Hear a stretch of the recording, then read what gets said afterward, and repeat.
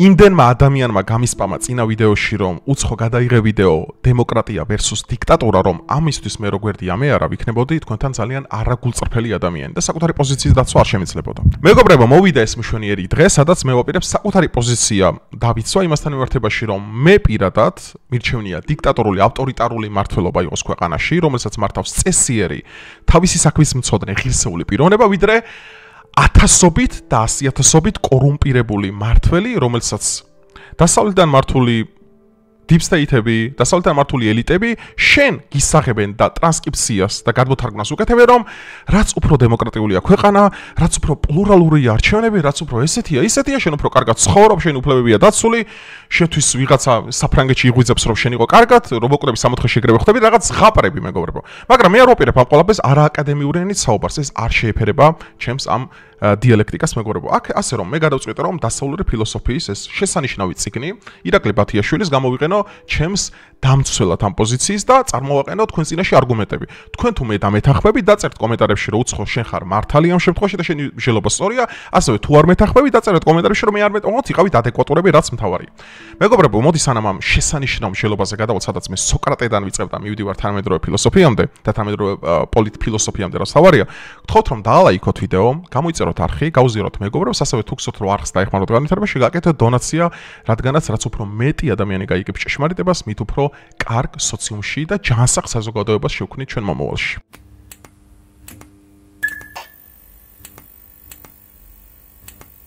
მეგობრებო, იყო ასეთი გენიალური ფილოსოფოსი სოკრატე, რომლის შესახებ სამწუხაროდ ჩანაწერები არ გვაქვს და მისი ნაზრები ერთიანად შეკრა ასევე გენიალურმა ფილოსოფოსმა პლატონმა საკუთარ სახელმწიფოში, სადაც პირველად ასეთმა გენიალურმა ფილოსოფოსმა, როგორც იყო სოკრატემ, გააკრიტიკა ადემანტოსთან დიალოგებში დემოკრატია და მისი ბუნება. და მოიყვანა ძალიან მაგარი არგუმენტი, რომლის თქვენ წინაშე ძალიან მარტივი მაგალითი საფუძველზე ვაპირებ იმისათვის, რომ ყველა ადამიანისთვის თქვენთვის გასაგონი იყოს, თუ რამდენად утоპიური და რამდენად დეგენერატიული მართლობა არის ის რეალურად.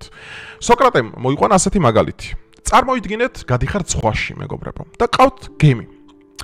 ხართ დაახლოებით 20 კაცი და უნდა ირჩიოთ გემის კაპიტანი. მოდი ახლა დავსვათ კითხვა, რა პრინციპებით უნდა ირჩიოთ და რა მოთხოვნილებების საფუძველზე ვინ იქნება ამ გემის კაპიტანი?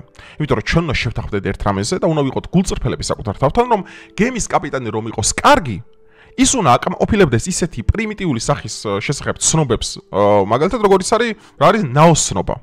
ასევე უფრო მაღალი კვალიფიკაცია უნდა ქონდეს, უნდა იცოდეს ასტროლოგია, უნდა იცოდეს ნაოსნობა, უნდა იცოდეს დინებები და ასე შემდგომ, იმიტომ რომ გემის კაპიტანი არის ადამიანი, რომელიც ამ გემს მართავს რეალურად და საკუთარ ეკიპაჟს მიუძღვება წინ. ადემანტოს ეუბნება სოკრატე ესეთ ძალიან საინტერესო სიტყვებს. ვინ უნდა აირჩიოს გემის კაპიტანი? ექიმა? არა, ექიმა როგორ უნდა აირჩიოს? ექიმის კვალიფიკაცია ხო არ არის ერკვეოდეს ასტროლოგიაში, ერკვეოდეს ნაოსნობაში, არა, ხო? ვინ უნდა აირჩიოს რეალურად გემის კაპიტანი? მეომარმა? არა, მეომარის საქმე ეს არ არის, ხო? მეომარი არის ჯარისკაცის ჩვეულებრივი, რომელიც გენერალს ექვემდებარება. შესაბამისად, ადამიანი, რომელმაც უნდა აირჩიოს გემის კაპიტანი, უნდა ერკვეოდეს პრიმიტიული საკითხების ცოდნაში. რაც წეგან მე თქვენ ჩამოგითვალეთ. რადგანაც სხვა შემთხვევაში მე თუ გემის კაპიტანს ავირჩევ, სადაც ჩემი კომპეტენცია არ არის, მაგალითად მე არ მესმის გემი საერთოდ, არც ზღვაში ვერ ყვევი, არც ოკეანეებში. ეს შემთთვის არის სამოყვარულო თემა. მე ვერ ავირჩევ გემის კაპიტანს, რადგან ჩემი კომპეტენცია არ შეეფერება. შესაბამისად, რა ხდება, მეგობრებო, სოკრატე მოთხრა ადემანტოს, როდესაც უცოდინარე 5-6 კაცი ირჩევს საკუთარ გემის კაპიტანს. მეგობრებო, ის განწირულია დაღუპვისთვის, როგორც ასევე სახელმწიფოში. აი მაგალითად, მოვიყვანოთ ესეთი მაგალითი. დღევანდელი საქართველო. დღევანდელ საქართველოში სამწუხაროდ ეს ჩემთვის ძალიან დიდი გულის ტკივილია, ყველა კი არა, რა ვიცი, აბსოლუტურ უმრავლესობა შეიძლება ვერ ერკვევა ისეთ თემებში, რა არის დემოკრატია, რა არის ადამიანის უფლებები, რა არის მაგალითად შენი პირადი პასუხისმგებლობები და მოვალეობები, რა მართლობის სისტემები არსებობს, როგორია ეკონომიკური მოწყობები, როგორი უნდა იყოს და ასე შემდგომ, ხო, ძალიან ბევრი რამეა. ამაში მე ვერ დავადანაშაულებ ხალხს, იმიტომ რომ სამწუხაროდ პოლიტიკური ცნობიერება არ არსებობს. და შესაბამისად, ადამიანთა დიდი ნაწილი ძალიან პრიმიტიული რაღაცების მაგალითზე შეიძლება მოახდინოს თავისი ხმის მიცემა. აი მაგალითად დავიღოთ ესეთი რამე. დღევანდელ ჩვენ სოციუმში ძალიან პოპულარული საკითხია დასავლეთიდან მართული აგენტურა. რომლებიც ახდენენ სამწუხაროდ შიდა პოლიტიკურ საქმეებში ჩარევას და თქვენ ანუ როგორც ამ მომრჩეველზე გადაწყვეტილების მიღებაზე მანიპულაციას ემოციების საფუძველზე. აი მაგალითად გეუბნებიან ესეთ რაღაცას, რომ თქვენი მთავრობა ბიძინა ივანიშვილი ასე შემდგომ არიან ესეთები, რომ ჩვენ მაგალითად მაკრონს ან მაგალითად შოლცს ადარდებს თქვენი თავი უფრო ვიდრე აქ მცხოვრებ ადამიანს. წარმოვიდგინოთ ეს ყველაფერი რო რეალობა. წარმოვიდგინოთ და მოვიყვანოთ ესეთი ძალიან საინტერესო გადასვლა უნდა გავაკეთო ახლა ამ ყველაფერთან. მინდა შევადარო ორი რამ მეგობრებო, თავისი კლასიკური დეფინიციით. ადოლფ ჰიტლერი ჩემგან ხელმარჩენი განიხილება საკუთარი მმართველობის სისტემით ისეთ ტირანად და ისეთ ვიდახასეთ როგორც დავით აღმაშენებელი საქართველოს ისტორიაში და რატომ მეგობრებო ესაა ძალიან საინტერესო. დავით აღმაშენებელი ჩემთვის უდიდესი საქართველოს მეფე უდიდესი ფიგურა საერთოდ მესიის მახვილი ევროპული ჰერმესიზმის მცველი ნომერ პირველი დაუმარცხებელი ისტორიაში იგივე კრიტერიუმები შეესაბამება როგორც ადოლფ ჰიტლერს. რა თქმა უნდა ეხა განსხვავებაა ხო მათ მმართველობაში დავით აღმაშენებელი ეხა ანტისემიტი არ იყო და ის ებრაელებს არ ხოცავდა და ეგეთ რამეებს არ აკეთებდა, მაგრამ ისტორია ნახეთ როგორი ბინზურია მეგობრებო. და რას გეუბნებათ ნახეთ დავით აღმაშენებელის პრინციპი, რომელიც ეყრდნობა უკვე არა კლასიკური ათენური მოდელს, მაგალითად რაც არის არისტოტელე, რომელიც ამბობდა, რომ პოლიტიკა მორალთან არის ახლოს. და პოლიტიკოსი უნდა იყოს თავიდან ბოლომდე სრულად მორალური არსება. რაც ბუნებაში ეს არის შეუძლებელი, რომელმაც თქვა ნიკოლო მაკიაველმა თქვა ესეთი რაღაც პრინციპი საკუთარ მთავარში, რომ პოლიტიკას მორალთან საერთო არ აქვს. და რატომ? ეს ყველაფერი ლიბერალებმა მეგობრებო გაიგეს როგორც არაჰუმანური ქმედება. ეს საერთოდ ესე არ არის. და რატომ აგიხსნით? დაუშვათ მოვიყვანოთ ესეთი მაგალითი. როდესაც თქვენს სარწმუნოებას, როდესაც თქვენს ყოფნა არ ყოფნას, როდესაც თქვენ უსაფრთხოებას საფრთხე ემუქრება. მოდი წარმოვიდგინოთ მაგალითად მოვიყვანოთ ჩემი თავი და მე ვარ ამ ქვეყნის ლიდერი. მეგობრებო, მე რომელიც ვარ ამ ქვეყნის მმართველი და თქვენ როდესაც თქვენი საფრთხე დგება ეგზისტენციურად, ყოფნა არ ყოფნა, უსაფრთხოება, სიცოცხლე, ომი და მშვიდობა. მე როგორც ლიდერმა რა გადაწყვეტილება უნდა მივიღო? ის რაც პირად გრძნობებზეა დაფუძნებული, ამ შემთხვევაში შეიძლება ალტრუისტული იყოს, ანუ მე ვთქვა რომ აი რავი, მე წარმომიდგენია სახელმწიფო, ეს უბრალოდ მე ვარ, როგორც ლუი მე-14-ე თქვა, ხო? არა, ეს არასწორია. დიქტატორს დღევანდელ საუკუნეში და ავტოკრატს და ტოტალიტარის ზოგადად დაუმახინჯეს საკუთარი ფორმა. რადგანაც ეს არის ადამიანი, რომელმაც საკუთარი სიცოცხლე, საკუთარი ცხოვრება, ყველაფერი მიუძღვნა საქართველოს. აბსოლუტურად. ანუ ამ კრიტერიუმებით შედარება სხვა მაგრამ მაო ძედუნთან ანუ სხვა მაგალითად ტირანებთან ეს არის საკუთარ თავთან არეგულწრფელი მიდგომა. აი თქვენ დაუსვით საკუთარ თავს ესეთი კითხვა, რა უფრო მარტივია დღევანდელ პოლიტიკურ საზოგადოებაში? გადააგდო კორუმპირებული 50 კაცი, რომლის შესახებ არც სახელი გვარი არაფერი არ იცი, როგორც იმართება ევროპარლამენტი, როგორც იმართება ევროკავშირი, როგორც იმართება ამერიკის შეერთებული შტატები და მრავალი სხვა ეგრეთ წოდებული დემოკრატიის მქონე მატარებელი ქვეყნები, რომლის შესახებ საერთოდ შენ არაფერში არ მონაწილეობ, ეს არის ილუზია, რომელსაც შენ გიქმნია. აი მარტივი დემოკრატები, რესპუბლიკელები. ჩვენ აგერ გავიდა რამოდენიმე დღე და თვითონ დონალდ ტრამპი დავინახეთ ლარი ფინკთან ერთად, BlackRock-ის CEO-სთან. აქამდე ტაკერ კარსონეგენი გამოდიოდნენ BlackRock-ს აკრიტიკებდნენ, დღეს ერთად იყვნენ საუდის არაბეთში. მეგობრებო, ილუზია რომლებმაც შექმნეს ეს ყველაფერი, რომ შენ ყოველთვის არჩევანის წინაშე უნდა იდგე, ეს არის პირველი ტყუილი, რომელიც დემოკრატებმა ამ საუკუნეში და წინა საუკუნეებში ამ ელიტარულმა ადამიანებმა, რომლებიც მონაწილეობენ სოფლიოს მართვაში, თქვენ გონებაში წარმოქმნეს, რომ მე თუ ამ მომრჩეველს დავაყენებ არჩევანის წინაშე, რა უფრო უნდოდეს მაგალითად A თუ B, ამ შემთხვევაში მე უფრო დემოკრატიული ჩანვარ, მაგრამ სინამდვილეში მე ორივეს მართავ. მაგრამ შენ გაქვს იმის ილუზია, რომ შენ ამ გადაწყვეტილებაში მონაწილეობ. შესაბამისად ის კრედო და ის ეგო, რასაც დემოკრატიული საზოგადოება ამდენი საუკუნის განმავლობაში ბუსტავს ადამიანებს, რომ ჰეი, მაგალითად დემოკრატიის უმაღლესი პრინციპია, მაგალითად თავისუფლება, რომელიც გარყვნილებაში გადადის და შენ შემაკავებელი ბერკეტი უკვე აღარ გაქვს, იმიტომ რომ როგორც კი შენი ქვეყნის ინტერესებს დაიცავ. ამ შემთხვევაში მაქვს ბიძინა ივანიშვილზე ხაზგასმით შესანიშნავი არგუმენტი, რატომ და რატომ აი ბოლო თვეების განმავლობაში რას ვერჩი და რას ვერჩი კი არა, რატომ ვიცავ ბიძინა ივანიშვილის პოზიციას და რატომ აქვს მე ამის არგუმენტი თავიდან ბოლომდე კარგად ჩამოყალიბებული. მარტივია. ბიძინა ივანიშვილი არის ადამიანი, რომლის ხელში არის ძალაუფლება. ანუ ბიძინა ივანიშვილს რო უნდოდეს, მაგალითად საქართველოს იქნებოდა ომში. ბიძინა ივანიშვილს რო უნდოდეს, აი მთელი საქართველოს აბსოლუტურად, მთელი აი ინტერნეტი არ არსებობდა ქვეყანაში, არ არსებობდა მაგალითად სამედიცინო დაწესებულებები, არ არსებობდა სკოლები ასე შემდგომ. რატო? თქვენ თუ აბრალებთ იმას, რომ ბიძინა ივანიშვილი არის ბოროტი დიქტატორი, ხო, ამ შემთხვევაში ამ არგუმენტს არ გააჩნია არსებობისთვის რეალური არგუმენტაციის ფორმები. რატო? იმიტომ რომ ბიძინა ივანიშვილი არის ქვეყანაში, მას გააჩნია ძალაუფლება, მაგრამ ამ ძალაუფლებას თქვენთვის სუდად არ იყენებს. აქ მახსენდება შინდლერის სიის შესანიშნავი სიტყვები ამონ გოეცსა და ოსკარ შინდლერს შორის. რა არის ძალაუფლება, მეგობრებო?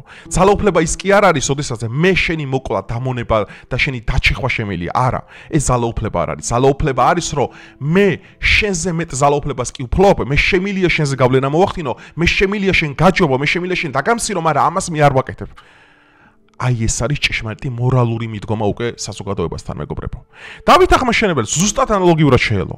ანალოგიურად შეელო. საკუთარი ისტორიკოსები გამოიყვანა და ეთქვა, რომ ეს საქართველოს ისტორიის საუკეთესო მეფეა, როგორც კეისარი აკეთებდა ამ ყველაფერს და თაყვანი იმეცით როგორც ღმერთს, როგორც ამას ფარაონები აკეთებდნენ. მაგრამ ამ საუკუნეში, ამ დროში, დღევანდელ ჩვენ საზოგადოებაში, სადაც ხშირად ისმის კრიტიკა და ხშირად მოდის დასავლეთიდან მითითებები, შენ ესე უნდა მართავდე პლურალისტური ძალიან მარტივი შედარება არსებობს ბელგიის პარლამენტში, სადაც არის პლურალისტური დაბალბარიერიანი პარლამენტი, სადაც იღებენ კანონს, როდესაც გავნის კანონ პროექტი, იმდენი ადამიანი და იმდენი იმბეცილი მონაწილეობს ამ კანონის არჩევაში, რომ ხშირად ბელგიის პოლიტიკა მიდის პოლიტიკურ კრიზისამდე, ანუ კანონს ვერ ირჩევენ. რატო? იმიტომ რომ ათასობით იმბეცილი ზის მეგობრებო პარლამენტში. რასთან გვაქვს ახლა ჩვენ რეალურად საქმე? მეგობრებო, ფურცელზე დაწერილი დემოკრატია არის ძალიან ლამაზი. შეგიძლიათ საბჭოთა კავშირის კონსტიტუცია წაიკითხოთ, ასევე მოგეწონება და იფიქრებთ, რომ საბჭოთა კავშირზე დემოკრატიული ქვეყანა ისტორიაში არ არსებობდა საერთოდ. ამას იფიქრებთ, იმიტომ რომ ფურცელზე ეს წერია, მაგრამ ადამიანი, ისევე როგორც ნიკოლო დე მაკიაველი იტყოდა, არის მანკიერი არსება. და დემოკრატიასაც კი, რომელსაც შენ გეუბნება, რომ ეს არის ხალხის მმართველობა და ხალხი მონაწილეობს ამ ძალაუფლებაში, სინამდვილეშია დაფუძნებული იმ ილუზიაზე, რომ შენ როდესაც არჩევნებზე მიდიხარ და ჰეი, ავირჩიო თუ ბ, ეს ხომ ჩემი არჩევანია. სინამდვილეში ორივე ამ შემთხვევაში არის სწორედაც ერთის მიერ ხშირ შემთხვევაში მართული. ამერიკა ამის ნათელი მაგალითია. BlackRock ფლობს 10 ტრილიონზე მეტ ქონებას. ეს აღემატებას სამყაროში მთლიანად აღებული სახელმწიფოების უდიდეს ნაწილის ერთიამში და პროდუქტს. BlackRock-ს რომელსაც ყველაფერი ნაყიდი აქვს, ყველგან საკუთარი კაცი ყავს. და ამას წინათ ამაზე ვიდეოს ჩაწერას ვუყურებ, საქართველოს ბანკი და TBC-ის ბანკის აქციონერის გახდათ იყიდა პროცენტები, გეკითხებით თქვენ, გულწრფელები იყავით ამასთან. ამ ხელა კორპორატიული გავლენის პირობებში დემოკრატია ვის უფრო მეტად აწყობს? Soros, BlackRock-ს, Vanguard-ს, State Street-ს თუ მე შენ ან ნებისმიერ საქართველოს მოქალაქეს. რა თქმა უნდა მათ. რატო? იმიტომ რომ შენს ფიქრებზე ემოციურ манипуляციას ახდენენ, რომ გიქნიან იმის ილუზიას, რომ შენ ვითომ თავისუფალი ხარ რაღაცაში. როდესაც მოწონხარ გეუნებიან, ბიძინა ივანიშვილი რა კაია, როდესაც აღარ მოწონხარ გეუნებიან, ბიძინა ივანიშვილი ტირანია. რატომ? იმიტომ რომ მათ პოლიტიკურ ხედვებში თუ შენ არ ჩდები, ანუ ესე იგი შენ ვისთვის მტერი ხარ უკვე. აბა ეს დემოკრატიულია საკუთარი განმარტებით. მოდი ვკითხოთ აბა სოკრატეს, ვკითხოთ პლატონს, ვკითხოთ არისტოტელეს, ეს ნამდვილად დემოკრატიული ნაბიჯია? არა. და სწორედაც აქ გამოდის ამბობს ეს დრამეს შესანიშნავი დიდი ბერძენი ფილოსოფოსი სოკრატე, რომ ამ დემოკრატიას, ამ ილუზიას მიუყავართ უკვე ისეთი სახის უტრირებულ უტოპიამდე, ტირანიამდე ბოდიშით, რომელიც უკვე დაფუძნებულია არა იმას, რომ მე მოვიყვან ქვეყანაში ნამდვილ პატრიოტ ადამიანს, არამედ ემოციებზე, რომ მაგალითად შეიძლება ზურაბ გირჩი ჯაფარიძე იმიტომ აირჩიოთ ლიდერად, რომ უბრალოდ პოპულარული იყოს და მეტი არაფერი. ანუ ნახეთ, მოტყუებული ადამიანის არჩევანი იგივე ნაირად უმნიშვნელო და ფალსიფიცირებულია, როგორც კანონის წინაშე ამ შემთხვევაში. ასე რომ დემოკრატია არის ყველაზე დიდი ილუზია კაცობრიობის ისტორიაში, რომელსაც თქვენ გაჯერებენ, რომ თქვენ გმართავენ. გაჯერებენ, რომ დემოკრატიას 16 პრინციპი გააჩნია. კანონის უზენაისობა, ადამიანის უფლებები, იმის უფლებები, უმცირესობები, ისინი სინამდვილეში ყველაფერი ემსახურება გარკვეული ელიტის ინტერესებს. ასე იყო ყოველთვის დაწყებული უძველესი სასანიანთა დინასტია, სადაც რო ეგონათ, რომ ვიღაცები ქსერქსები და ეკენი მართავდნენ, სინამდვილეში სხვა საბჭოები იყო და სხვა საბჭოები იღებდა ამ ყველაფერში იმას გადაწყვეტილებას. ანუ ნახეთ რა კითხვები უნდა დავსვათ მეგობრებო საკუთარ თავთან. ნუ თუ თავისი განმარტებით დიქტატორიზმი ზოგადად, რომელიც ნიშნავს, რომ ძალაუფლება ერთ კაცში კი არა სულად ხელმოყრილი. ნახეთ, ეს უნდა იცოდეთ ძალიან კარგად, იმიტომ რომ ძალიან ცუდად დააბინძურეს საერთოდ დიქტატორსადმი ხედვები ადამიანის, რომ აი მაგალითად თუ დიქტატორი ხარ, ეს ავტომატურად ნიშნავს, ხარ მკვლელი, ხარ ტირანი, ხარ უზურპატორი, ხარ მაგალითად სხვების დამონებელი. სინამდვილეში ეს არ არის მეგობრებო. არაერთი დიქტატორი ყოფილა კაცობრიობის ისტორიაში. მეფე დავითი ბიბლიური ვინ იყო? დემოკრატიულად არჩეული ლიდერი? მარტო მონარქი? მარტო არისტოკრატიული რაღაც გუნდის თავარი წარმოადგენელი არა, ის იყო რა თქმა უნდა დიქტატორი. ის რა თქმა უნდა საკუთარი ანუ დიქტატორის დეფინიცია რა არის? ძალაუფლება არის შენ ხელში, ოღონდ სრული დოზით არა, იმიტომ რომ იქ მონაწილეობს მაგალითად ავიღოთ რა, დავით აღმაშენებელის საქართველო. რა არის? არსებობს სამეფო, მონარქია, არსებობს ეკლესია, არსებობს თავადაზნაურობა, არსებობენ ფეოდალები ქვეყანაში, ურჩი ფეოდალები არ ყავდა დავით აღმაშენებელს, ხო? ამ შემთხვევაში ის ურჩი ფეოდალს რო ეთქვა, ლიპარით ბაღვას. ჰეი, დავით აღმაშენებელო, იცი რა? მე მაგალითად გენეტიკურად უფრო აბაგრატიონი ვარ, ვიდრე შენ. ამაზე გამოუცხადა მაგალითად მას ბრძოლა, ისა და ბოლოს რა გააკეთა დავით აღმაშენებელმა? კი არ მოკლა, გადაასახლა საერთოდ. აბა ეხლა წარმოვიდგინოთ ის მომენტები, როდესაც ფაშისტური ურდუა მომდგარი საბჭოთა კავშირს. და სტალინს ვაკრიტიკებთ რაზე? რატო იყო ასეთი ბოროტი? რატო იყო ბოროტი? რომ იმისათვის რომ შენ საკუთარი თავი გადაირჩინო, მონაწილეობს 14 შემავალი რესპუბლიკა ამ ყველაფერში. ქართველიც, სომეხიც, ყაზახიც, ყველა აბსოლუტურად, ბელარუსელი, უკრაინელი, ყველა. შენ თუ არ ემიმართე თვით გადარჩენის ინსტინქტს, შენ დამარცხებული ხარ ამ ბრძოლაში. ანუ გინდა არ გინდა გიწევს მიზანი ამართლებს საშუალებას. მაგრამ შენ თუ გინდა მორალურად იყო მართალი ღვთის წინაშე, უნდა თქვა მიზანი ამართლებს საშუალებას თუ საშუალებას ამართლებს შედეგი. ამ შემთხვევაში დავით აღმაშენებლისეული ქრისტიანული კრედო, რომელსაც მე ვიყენებ როგორც ერთ-ერთ, რა ვიცი, სამაგიდო წიგნად შემთვის და ერთ-ერთ აი ქართველისთვის თუ რამენაირად ცგერ საერთოდ გული ეს იყო დავით აღმაშენებელი და პლუს აქ მინდა ხაზირაზე გამართვა. დღეს თქო ჩვენ ეკლესიას ებრძვიან. ეხლა მე ამაზე თუ გინდა ცალკე ვიდეოს მე თქვენ გპირდებით რომ შეგიწერთ, ძალიან გულწრფელ ვიდეო შეგიწერთ ამაზე მეგობრებო. საქართველოს ისტორიაში ყველაზე დიდებული მეფე, რომელსაც არც ერთი ბრძოლა წაუგია, რომელიც იყო პრესვისტერი, რომელიც იყო მეფე, რომელიც იყო ადამიანი, რომელმაც საქართველოს დაუბრუნა ღირსება, ნიკოფსინა დარუბანდავდის, გაერთიანა და ყველა 64 ბრძოლაში დაამარცხა თურქ-სელჩუკები. აღზრდილი კემბრიჯში კი არ იყო, ჰარვარდში ან სტენფორდში. არამედ ჩვეულებრივი სასულიერო ადამიანის ოჯახში. დავით აღმაშენებელს სადაც თქვენ რომ ნებისმიერი სურათი მეგობრებო თქვენ ნახოთ, ეხლა არ ვიცი აქ რამდენად არის, მაგრამ გამოგიტანთ, აი ეგ არის, პატარაზე არის გამოტანი. უჭირავს ეკლესია და უჭირავს სახარება. რას ნიშნავს ეს ყველაფერი? მოდი აბა გავიასროთ. საქართველოს ისტორიაში ყველაზე დიდი მეფე ვინც იყო, რომელსაც ტირანად თვლიან. კი ბატონო, სარზე ყავს გაცმული ადამიანები იმსახურებდნენ.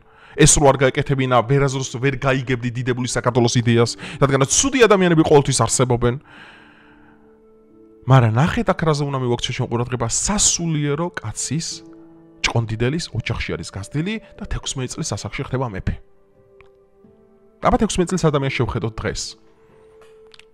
და რო კითხო საქართველოს მოსახლეობის დიდ ნაწილს, ყოველ შემთხვევაში, აი ხა მე რო არჩევნებზე მივდივარ, მე რო დემოკრატიული ვარ, მე რო დასავლეთი ჩემთვის იბრძვის, ნუ მადლობა ღმერთს უმრავლესობა აღარ არის ეგრე ფიქრობს, მაგრამ ვიმჟელოთ, გონება ვამოძრავოთ.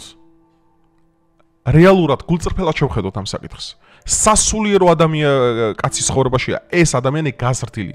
მისი ღირსება, მისი მორალი, მისი ზნეობა, ყველაფერი დაფუძნებულია ღმერთს.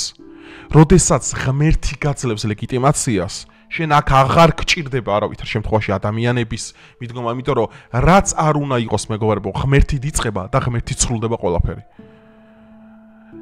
ძველ აღთქმაში, როდესაც საული საჯულების შემდგომ ხდება ისრაელის პირველი მეფე და სრულად ლეგიტიმური მმართველი, მეგობრებო, ერთი რამე იცოდეთ კარგად. საული დანიშნა ღმერთმა. და მონარქია წარმოშვა ბიბლიამ საერთოდ ისტორიაში. ბიბლიამ წარმოშვა ამის საჭირო რომ უნდა მოვიდეს კურთხეული მეფე, რომელიც მართავს ამ ყველაფერს. ქრისტეს მოსვლამ და ებრაელთა მიმართ ეპიზოდში შეწერია რომ ეს გაბათილებულია უკვე, იმიტომ რომ სხერფლის შეწირვით და იმით უკვე აღარ არის, მაგრამ პრინციპი მაინც დარჩა. ღმერთი ადამიანს გამოარჩევდა ყოველთვის და არა მთლიანად რომელიმე ერებს. რატო ებრაელები რო გამოარჩია?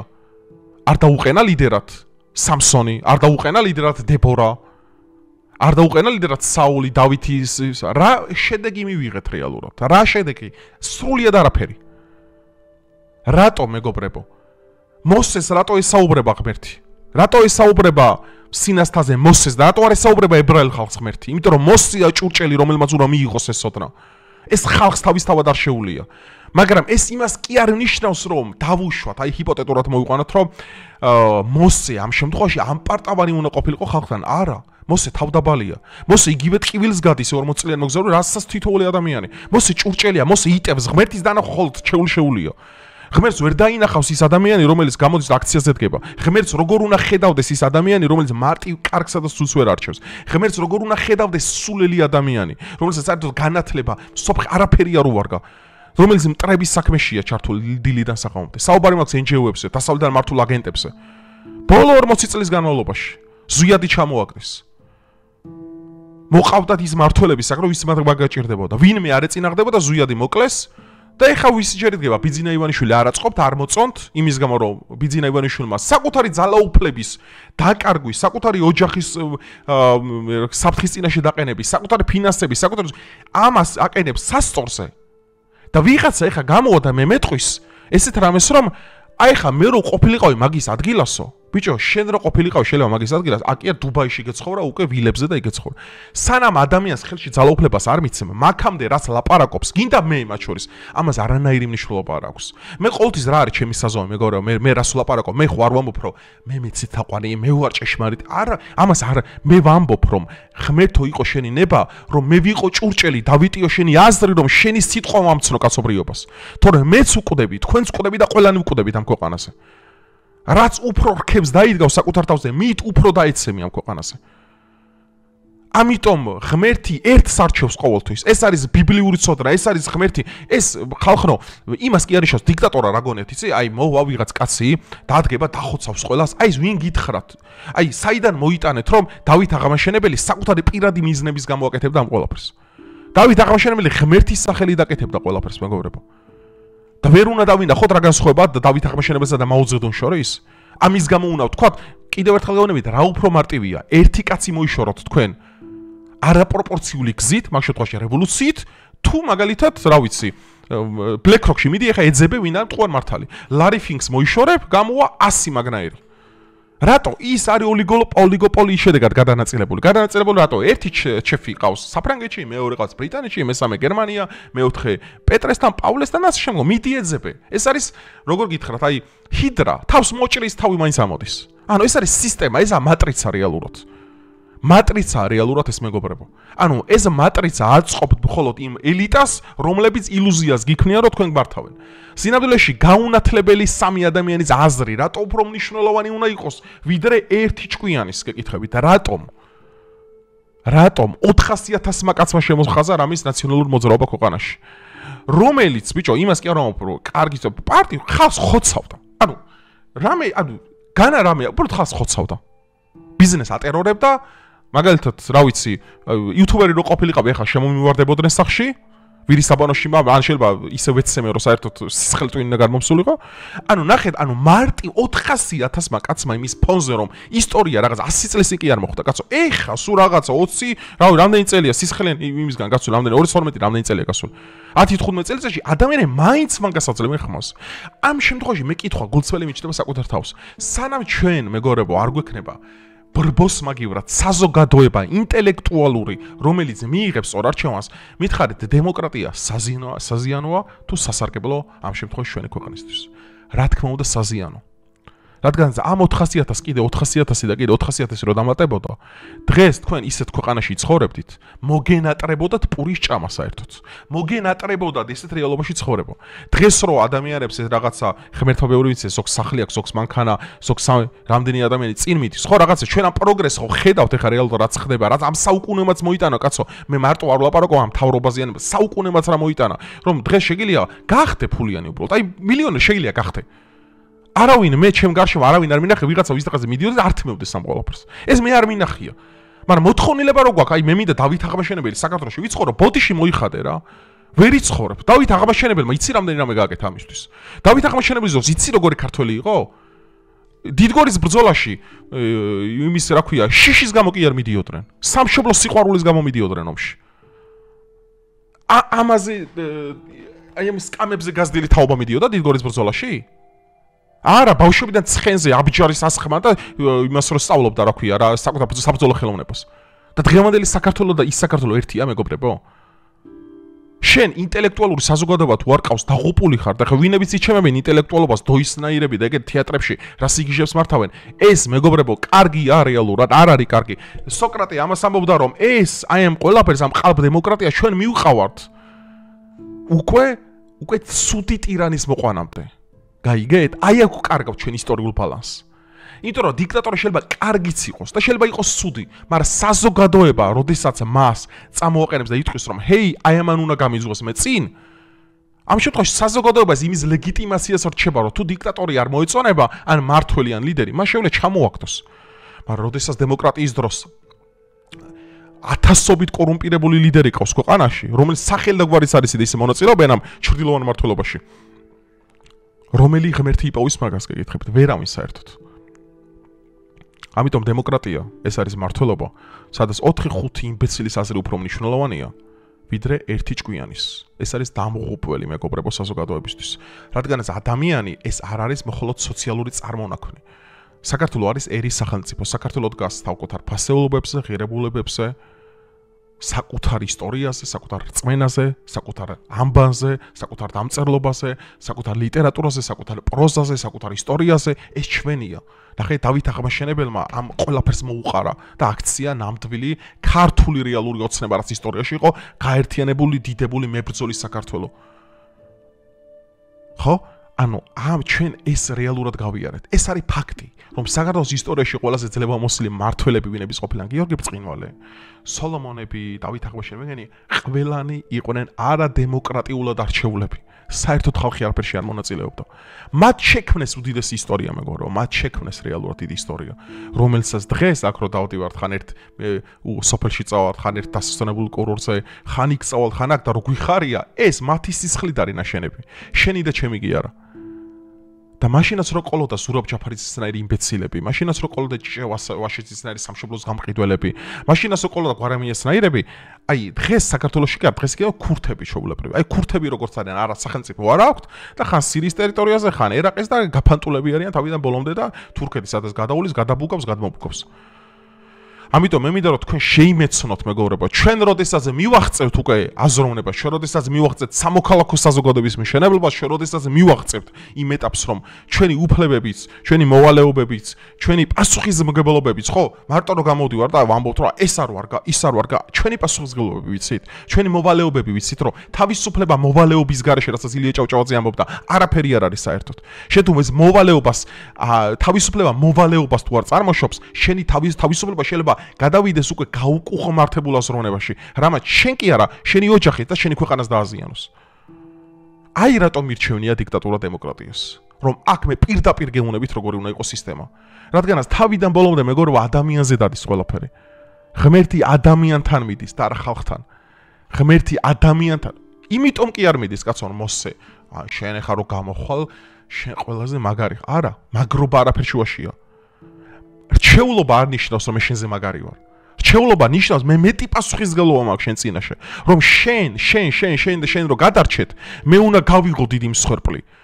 აი ეს მსხვერპლის გაღება არის გმირობა მეგობრებო და არა ის სისულელები და ის ტყუილები, რასაც ამ საარჩევნო პროცესებში, ამ NGO-ებში, ამ რაღაც პროპაგანდებში, აი ამ სისულელებში თქვენ გაჯერებენ რეალურად.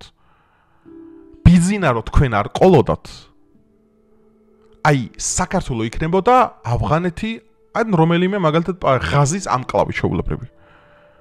მე გეყვირათ ყველას, აი ეგეთ ქვეყანაში მინდა ცხოვრება, აი ესეთი ხელფასები მინდა ასე.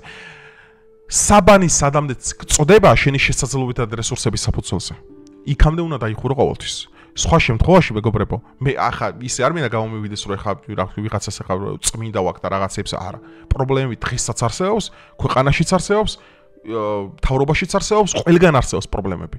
მაგრამ ბოროტი, იცი რაც ნიშნავს? ბოროტი ნიშნავს, რომ სიბოროტეს კი არ უნდა აზიარებდე იმის მიმართ. არა, რომ კრიტიკა, რომ შენ იცი რა შეცდომას უშვებ და მოდი გამოასწორე. რადგანაც ეს მარტო შენ კი არ გიქმნის პრობლემას, არამედ ქვეყანას. აი ეს არის მეგობრო ჯანსაღი დამოკიდებულება. ეს აშენებს ძლიერ ცივილიზაციას. მაგრამ იქ სადაც არის ბოროტება, ორპირობა, შური ადამიანებში, ხო, გაღწნილი საზოგადოება თავიდან ბოლომდე. და იცით რამდენი ტყუილა მე ყოველთვის ლიბერალებს ვაკრიტიკებ, მე ფუნდამენტ ანთროპოლოგიურად ჩავდივარ მათ ფსიქოლოგიაში. ისინი არა მეგობრებო სოციალურად შეუმდგარი არსებები. მათ ვერ განიცადეს ფსიქოლოგიური განვითარება. და ამან რა გამოიწვია, აგერ ხედავთ ხო ამ ხსიბოროტეები, მაქარების გაჩერებები, რაღაცების სროლა, ბავშვებთან მივარდები და კაბერების შართვები და ლანძღრომშობლების, არანორმალური ბარბაროსული მართლობა, რომელსაც ამას რომაელები უწოდებდნენ. აქედან გამომდინარე, რასაც სოკრატე უნებოდა ადებანტოს ამდენი საუკუნის წინათ, ეს დღესაც მუშაობს მეგობრებო. ადამიანი არ იცვლება. ადამიანი რაც იყო მაშინ, იგივეა დღეს. ამიტომ ვიყოთ საკუთარ თავთან გულწრფელები. შევიმეცნოთ, მივიღოთ განათლება და როდესაც ჩვენი საზოგადოება მიაღწევს ამ წვერვალს, მაგ შემთხვევაში გინა დემოკრატია იყოს, გინა არისტოკრატია, გინა კომუნიზმი, გინა კაპიტალიზმი. რადგანაც საბოლოო ჯამში ყველაფერი თავიდან ბოლომდე დადის მხოლოდ ადამიანზე და ადამიანზე. სხვა ყველაფერი გამოგონილია, სხვა ყველაფერი ტყუილია, სხვა ყველაფერი არის манипуляცია, რითიც თქვენ გატყვევენ ყოველ დღე. გატყვევს დასავლეთი, გატყვევენ ელიტები, გატყვევენ იმიტომ, რომ თქვენ მარტივად სამართავები იყოთ ამით და გიქნიან ისეთ ილუზიებს, რომ საკუთარი არჩევანის მიერ გამოყოფილი ყალბი დოპამინის მსხვერპლი იყო, რომ ვითომ მე მივედი არჩევნებზე, გავაკეთე ჩემი უფლება, სინამდვილეში ტყუილებზე იყო დაფუძნებული, სადაც ნულიგა კომპეტენცია თავიდან ბოლომდე. რავი, შეიმფასეთ დეტალურად თუ ინფორმაცია თქვენ გაინტერესებთ მეგობრებო, მე გირჩევთ წაიკითხოთ აი ეს კიდევ ერთხელ გაჩვენებთ, რომელიც ბუკინისტურ მაღაზიაში ბიბლოსში იყიდება, დასავლური პოლიტიკური ფილოსოფია. ასევე გირჩევთ წაიკითხოთ მაკიაველი, გირჩევთ გაიცნოთ კარგად ანტიკური ფილოსოფიის წარმოადგენებს, შეისწავლოთ სტოიციზმი, შეისწავლოთ ადამიანის აზროვნების ფუნდამენტები. მე ამ ბოლო ხანს უფრო დაინტერესებული გავხდი სოციოლოგიით, რადგანაც მე წინაღობას ვაწყდები. როდესაც ვიკვლევ ადამიანის ბუნებასა და მის მანკიერ მხარეებს, რომ ყველაფერი მაინც დადის ჩვენ ღრმად დალექილ არაცნობიერ მანკიერ შიშებსა და ფიქრებზე. ეს მართავს აბსოლუტურად ყველაფერს. როგორც ფროიდი ამბობდა, საკუთარი სექსუალური განწყობები, საკუთარი არაცნობიერი იწვევს შენში ისეთ გამოვლენას, რომ ხან შეიძლება ფერად იმიტომ ჩაიცორო რეალურად შენშია დალექილი, ან გამოხვიდე და შარლ კოსტომ იმიტომ დაიცორო ეს ყველაფერი შენშია დალექილი. ამიტომ ყველაფერი ადამიანის ღრმა ფსიქოლოგიაზე დგას და ამაზე არაერთ საინტერესო ვიდეოებს შემოგთავაზებთ იმის გარდა, რასაც ზოგადად ვეხები. პოლიტიკა, ფილოსოფია, ფსიქოლოგია და ზოგადად აზროვნება რა არის და რა თქმა უნდა მეც ბევრი რამე მეშლება, რა თქმა უნდა ას მე ვარ სრულყოფილი, რა თქმა უნდა მეც მჭირდება თქვენ მჭირდებით იმისათვის, რომ ჩემი ლეგიტიმაცია, ესე ვთქვათ, ჩემი თავისუფლება შეზღუდოთ, რომ მე რაღაც დონის მერე იქით არ წავიდე. აი, მარტივ შედარებას მოვიყვან საკუთარ თავზე და ამით დავასრულებ და თავს აღარ მოგაწყენთ ამაზე ლაპარაკით. როგორც კი მე, აი დავუშვათ, მე ხო ვარ მემარჯვენე. მემარჯვენე ადამიანი, რომელიც საკუთარ სარწმუნოებას და იმებს იცავს, ხო რაღაც ღირებულების ნაერთი, რომელიც თქვენ მოგწონთ, ამიტომ მივამიჩიეთ. როგორც კი მე გადავუხვევ ამ აზროვნებასა და ამ ფიქრებსა და სხვა ვინმე გავხდები. თქვენ მე უნდა ჩამქოლოთ. აი ეს უნდა დაასრულოთ ჩემი მართლობა. აი ეს არის ძალიან მარტივი მიდგომა. მე თვითონ გეუბნები, თქვენ უნდა მაბალანსებდეთ მე. თქვენ ხალხი უნდა გასცემდეს ლეგიტიმაციას და ხალხი უნდა იღებდეს, მაგრამ მე უნდა მიცნობდე ჯერ კარგად. თქვენ ხომ ზოგს ერთი ვიდეოზე დაყოლებით, ხო თქვენ ზოგადი მსოფლმხედველობა შეიცანით ჩემი. ნახეთ რა საინტერესო რამე აქვს YouTube-ს. YouTube-ი გასცემს ვერიფიკაციის ნიშანს, როდესაც შენ იმსახურებ და ხალხი განიჭებს ამის ლეგიტიმაციას. მაგრამ ეს ხალხი ბრმად ხო არ აკეთებს, შესაძლებ რაღაც წარმოდგენები აქვს. აი რა წარმოდგენები აქვს ჩემ შესახებ. მაგალითად რომ მე ვარ კონსერვატორი, მემარჯვენე, რავი, მიყვარს ჩემი ქვეყანა, მიყვარს ჩემი რელიგია, მიყვარს ჩემი ფასეულობა, ღირო რაც შემდგომ, ხო, ბევრი რამე ხა არ ჩამოთვლი ყველაფერს. თქვენ მე მხედავთ. თქვენ ჩემ აზროვნებას ისმენთ, თქვენ აკვირდებით ჩემ და მის სხვა საგნებისადმი დამოკიდებულებას. და თქვენ მე რემენდობით. მაგრამ მე როგორც კი გადავხვევ, თქვენ უნდა ჩამომაგდოთ. თქვენ უნდა განახორციელოთ ჩემზე თავიდან ბოლომდე, აი, რასაც ქვია, კაპუტ. ანუ ეს ყველაფერი ნიშნავს პოლიტიკურ ენაზე, მე უნდა მომიშოროთ საერთოდ. აი ეს არის ჭეშმარიტი ავტოკრატიული მმართველობა, როდესაც თვითონ ლიდერი გეუბნება, რომ მე როგორც კი გადავუხვევ ჩემი ქვეყნის სადავეზე, მე თქვენ ინტერესებს აღარ დავიცავ, მე ღირებულება საერთოდ აღარ გამაჩნია. აი რა არის? იუთუბერის ღირებულება რა არის? მისი გამომწერები, გამომწერემა მიანიჭეს მას ლეგიტიმაცია. მაგრამ დემოკრატია რატომ არის ცუდი, იცით? რომ დემოკრატია გონია რომ გამჭირვალეა, სინამდვილეში ვერაფერს ვერ ხედავ თავიდან ბოლომდე. ბრმახარ, არც იცნობ ვინაა ის ლიდერი. მაგრამ შემთხვევაში YouTube-ზე და ნებისმიერ საცირზე, სადაც ღია პირდაპირ საუბარი გაქვს შენ გამომწერებთან, ადამიანს ხედავ, ისწავლობ წლების განმავლობაში როგორია მისი ღირებულებები. ამიტომ მე ყოველთვის ვინარჩუნებ თქვენ და მე ამ გულწრფელობას რეალურად, რომ მე უშვებ შეცდომებს, მე შეიძლება დავუშვა, მაგრამ თქვენ უნდა დამაბალანსოთ მე. ანუ სილა მე უნდა შემომარტყოთ. აი ამ შემთხვევაში ჩვენ ამ შემთხვევაში სიტყვაზე მართველისა და მართულის ხალხის ინტერესები სრულიად იქნება ამ ხვედრაში და ჩვენ მივიღეთ ჯანსაღ სამოქალაქო საზოგადოებას. აი ეს არის ჩვენი ქვეყნის უკვე წინ გადადგმული ნაბიჯი. აი ეს არის რაც ივანიშვილმა საქართველოში გააკეთა. ეს ახლა არ მოწონთ მტრებს ქვეყნის. არ მოწონთ, იმიტომ რომ ივანიშვილმა რეალურად მართლა დაიცვა ეს ყველაფერი. ეს არის ისტორიული ფაქტი. რატო მარტივი ამაზე არგუმენტი, მას აქვს ძალაუფლება შეუძლია რომ დაიმონოს ქვეყანა, ამას არ აკეთებს. მაგრამ შეუძლია, მაგრამ არ აკეთებს. მაგრამ შეუძლია. მაგრამ არ აკეთებს. და ამ დროს ვიღაცა გამოდის და მე რას მეუნება, იცით? რომ მე რო ვიყო ეხა, ესეთი იქნებოდა ქვეყანა, რა გამოცდილება გაქვს. რა კავშირები გაქვს, რა ფულს შეხები ხარ, რა ძალაუფლება შეხები ხარ, რა გინახია ცხოვრებაში, რომ რეალურად ამბობ საკუთარ თავზე იმას, რომ მე ესეთი ვიქნებოდი. მე გულწრფელი რატო ვარ, მე გეუბნებით, რომ მე თუ შემეშლება, თქვენ უნდა გამიკეთოთ მოშორება. ხალხმა უნდა წამართოს. და მტერი რას გეტყვით, იცით, რომ მე ყოველთვის მართალი ვარ, მე ძალიან მართალი ვარ, მე არაფერი მეშლება. ეს არის სიცრუე, მეგობრებო. ეს არის არაგულწრფელობა. დაი მოდი ვისაუბროთ ერთად ასროვნება რა არის. გააკეთეთ კომენტარი ამასთან დაკავშირებით. 35 წუთიანი ვიდეო გამომივიდა, მაგრამ ალბათ საინტერესო იყო და მოგცემთ იმის мотиваციას, რომ უკეთესად გამოვიგულოთ მართლობის ფორმები, მართლობის სისტემები, განასხვავოთ რა არის რეჟიმი, რა არის მართლობის ფორმა. იმიტომ რომ სამწუხაროდ საქართველოში დემოკრატია დღემდე იდეოლოგია გონია. დემოკრატია არის მართლობის ფორმა. მართლობის ფორმა, როგორც ავტოკრატია, როგორც ტოტალიტარიზმი. ანუ განსხვავდება იდეოლოგია არის სხვა, იდეოლოგია არის ფაშიზმი, იდეოლოგია არის კომუნიზმი, იდეოლოგია არის ეკოლოგიზმი და ეგეთი რამეები. ხო, ამიტომ უნდა ვისწავლოთ ესენი. ჩვენ სანამ არ ვისწავლეთ, მეგობრებო, განათლება, პოლიტიკურ განათლებაზე მაქვს საუბარი, თორე ხა შეიძლება მათემატიკა შემზე მაგრა გესმის. შენ რა აზრი აქვს შენ ხმას არჩევნებში? რა აზრი აქვს? ხო? ტყუილი ხო ბლეფია. ამიტომ ჩვენ ყველაფერს არაგულწრფელს უნდა დაუპირისპირდეთ და უნდა შევქნათ ძლიერი სამოქალაქო საზოგადოება. დროებით.